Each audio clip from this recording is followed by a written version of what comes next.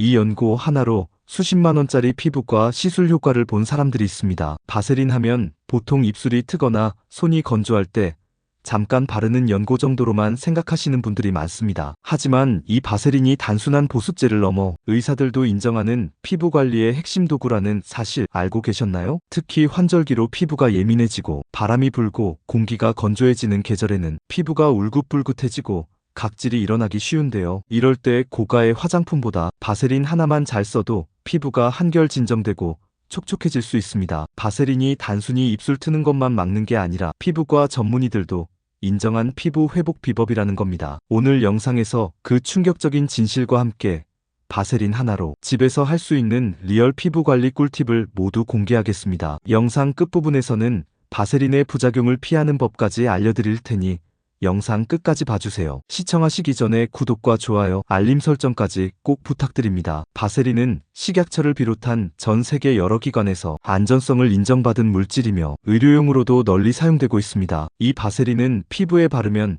아주 얇은 막을 형성해 피부 안쪽에 있는 수분이 밖으로 날아가지 않도록 도와줍니다. 쉽게 말해 뚜껑 역할을 해주는 거죠. 그래서 바세린을 바르면 피부가 갑자기 촉촉해지는 게 아니라 이미 피부 안에 남아있던 수분을 지켜주는 역할을 하는 것입니다. 여기서 중요한 포인트, 바세린은 수분 공급이 아니라 수분 보호가 목적입니다. 그래서 피부에 아무것도 안 바른 상태에서 바세린만 덜렁 바르면 오히려 피부가 더 건조해질 수 있습니다. 왜냐하면 피부에 남아있던 소량의 수분마저 갇혀버리기 때문이죠. 그래서 바세린을 바를 때는 꼭 수분 크림이나 로션을 먼저 바른 후 그 위에 바세린을 덧바르는 순서가 중요합니다. 이걸 보습 레이어링이라고 부르는데요. 이 순서만 잘 지켜도 피부가 훨씬 오랫동안 촉촉하게 유지됩니다. 실제로 피부과 전문의들 사이에서도 이 바세린을 활용한 스뮌요법이 널리 쓰이고 있습니다. 특히 아토피 피부염이나 건조성 피부 질환을 가진 환자들에게는 필수 보습제로 추천되기도 합니다. 목욕 후 물기가 살짝 남아있는 상태에서 수분 크림을 바르고 그 위에 바세린을 덧바르면 피부 장벽이 회복되면서 가려움증과 트러블이 줄어드는 효과를 볼 수 있다고 합니다. 또 바세린은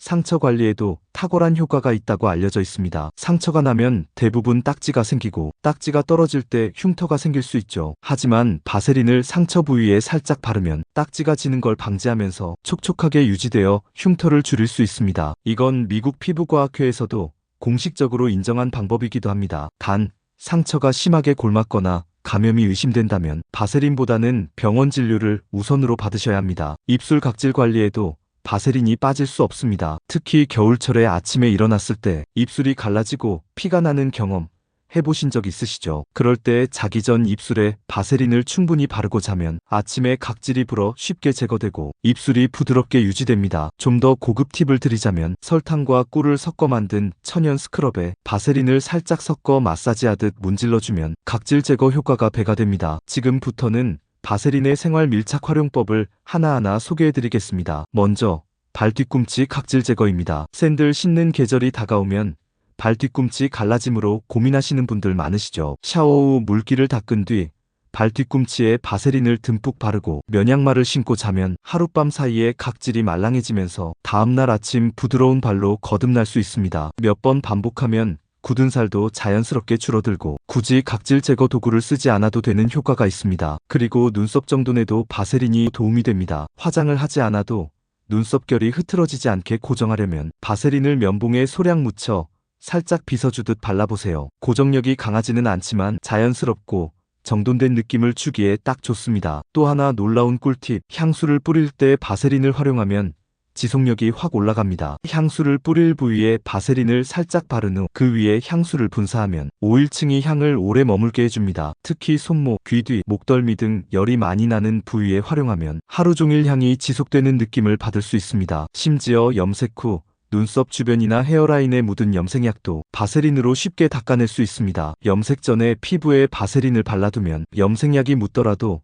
쉽게 닦여 피부 착색을 막을 수 있습니다. 이렇게 다양한 생활 속에서 활용할 수 있는 바세린 팁만 잘 익혀도 비싼 제품 없이도 실용적인 피부 관리와 미용 팁을 챙길 수 있습니다. 자, 이제 마지막으로 정말 중요한 이야기 드리겠습니다. 바세린이 아무리 피부에 좋다 해도 무조건 많이 바른다고 좋은 건 아닙니다. 실제로 잘못된 사용법으로 인해 오히려 트러블이 생긴 사례들도 적지 않기 때문입니다. 첫 번째 주의사항은 바로 지성 피부 또는 여드름 피부입니다. 바세린은 밀폐력이 강한 오일 베이스 제품이라서 피지 분비가 많거나 모공이 막히기 쉬운 지성 피부에 바를 경우 모공을 막아 여드름을 유발할 수 있습니다. 특히 턱, 이마, 코 주변처럼 피지선이 발달한 부위에 무분별하게 바르는 건 피해야 합니다. 이와 관련해 피부과 의사들도 강조하는 부분이 있습니다. 바세린은 보습제 위에 얇게 얹는 밀봉제이지 단독 사용이 목적이 아니라는 점, 건조하고 민감한 부위에만 선택적으로 사용하는 것이 안전합니다. 예를 들어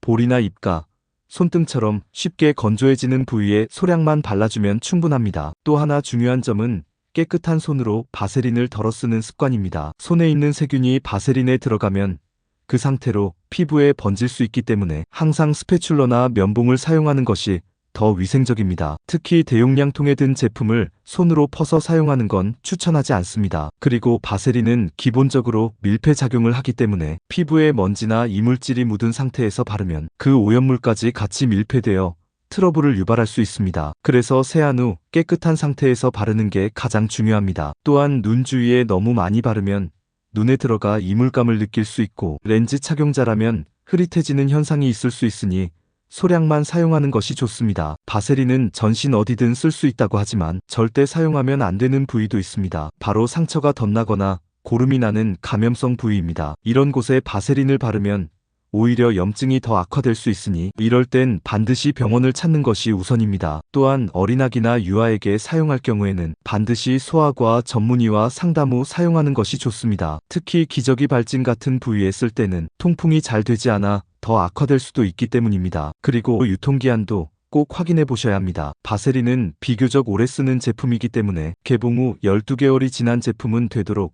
피부에 직접 바르지 않는 것이 좋습니다. 이렇게 바세린은 올바르게 사용하면 피부를 보호해주는 훌륭한 보습제지만 사용 방법에 따라 오히려 트러블을 유발할 수 있다는 점 꼭 기억하셔야겠습니다. 오늘 영상에서는 단순한 연고라고만 여겼던 바세린이 사실은 피부과에서 인정한 치료 보조제 역할까지 한다는 사실과 함께 일상 속에서 실용적으로 활용하는 방법, 그리고 부작용 없이 안전하게 쓰는 요령까지 총정리해드렸습니다. 오늘 영상 보시고 나도 이 방법 써봐야겠다 하는 꿀팁이 있었다면 지금 바로 구독과 좋아요, 알림 설정 눌러주시고요. 앞으로도 실생활에 도움되는 정보들 알차게 전해드릴 예정이니 꼭 함께 해주세요. 지금까지 시청해주셔서 감사합니다. 다음 영상에서 더 유익한 생활 꿀팁으로 찾아뵙겠습니다.